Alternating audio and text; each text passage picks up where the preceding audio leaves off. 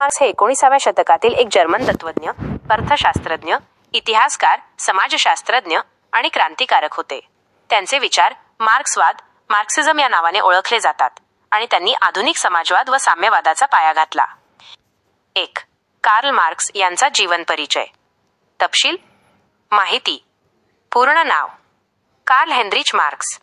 जन्म 5 मे 1818, ट्रियर, राईन प्रांत, प्रशिया, सध्याचा जर्मनी. मृत्यू 14 मार्च 1883, वय 64, लंडन, युनायटेड किंगडम. शिक्षण बॉन, बर्लिन आणि जेना विद्यापीठांमध्ये कायदा, इतिहास आणि तत्त्वज्ञानाचा अभ्यास. 1891 मध्ये डॉक्टर ही पदवी. कार्यक्षेत्र तत्त्वज्ञान, अर्थशास्त्र, पत्रकारिता, समाजकारण आणि राजकीय क्रांती.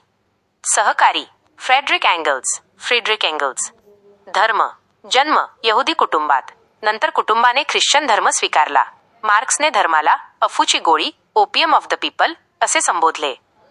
मार्क्स यांनी सुरुवातीला पत्रकार म्हणून काम केले. त्यांच्या जहाल विचारांमुळे त्यांना अनेकदा देशांतून हद्दपार व्हावे लागले. त्यांनी आपले बहुतेक जीवन भयानक आर्थिक संकटात आणि दारिद्र्यात व्यतीत केले, पण त्यांच्या विचारांचा प्रसार सुरूच ठेवला. 2. कार्ल मार्क्स यांचे प्रमुख सिद्धांत. कार्ल मार्क्स यांनी सामाजिक आणि आर्थिक बदलांचा अभ्यास करून अनेक महत्त्वपूर्ण सिद्धांत मांडले, जे मार्क्सवादाचा आधार आहेत. 1. ऐतिहासिक भौतिकवाद, हिस्टॉरिकल मटेरियलिझम. मार्क्सच्या मते इतिहास हा अमूर्त कल्पनांचा नसून जिवंत माणसांचा असतो. समाजाचा पाया उत्पादन व्यवस्था, इकॉनॉमिक स्ट्रक्चर असतो.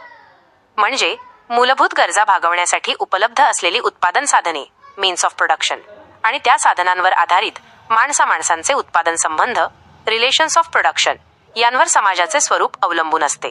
या आर्थिक पायामध्ये इकॉनॉमिक बेस होणाऱ्या बदलांमुळेच समाजाच्या अधिरचना, सुपरस्ट्रक्चर, धर्म, राजकारण, संस्कृती, कलामध्ये बदल होतात. 2. द्वंद्वात्मक भौतिकवाद, डायलेक्टिकल मटेरियलिझम. हा सिद्धांत हेगेलच्या द्वंद्ववादावर डायलेक्टिसिझम आधारित आहे, पण मार्क्सने त्यात बदल केला. मार्क्सच्या मते जग हे विचारांमुळे नाही, तर भौतिक वस्तूंमुळे बदलत जाते. 2. परस्पर विरोधी भौतिक शक्तींमधील उत्पादन शक्ती आणि उत्पादन संबंधांमधील आंतरविरोध संघर्षातूनच सामाजिक बदल घडून येतात. 3. वर्ग संघर्षाचा सिद्धांत, theory of class struggle. Karl मार्क्सच्या मते मानवी इतिहास हा वर्ग संघर्षाचा इतिहास आहे. समाजाची विभागणी नेहमी 2 मुख्य वर्गांमध्ये झालेली असते. उत्पादन साधनांचे मालक, शोषक वर्ग वजा भांडवलदार, बुर्झवा वर्ग. श्रमशक्ती विकणारे, शोषित वर्ग वजा कामगार, प्रोलेटेरिएट वर्ग. मालक वर्ग, भांडवलदार, कामगार वर्गाचे आर्थिक शोषण करतो.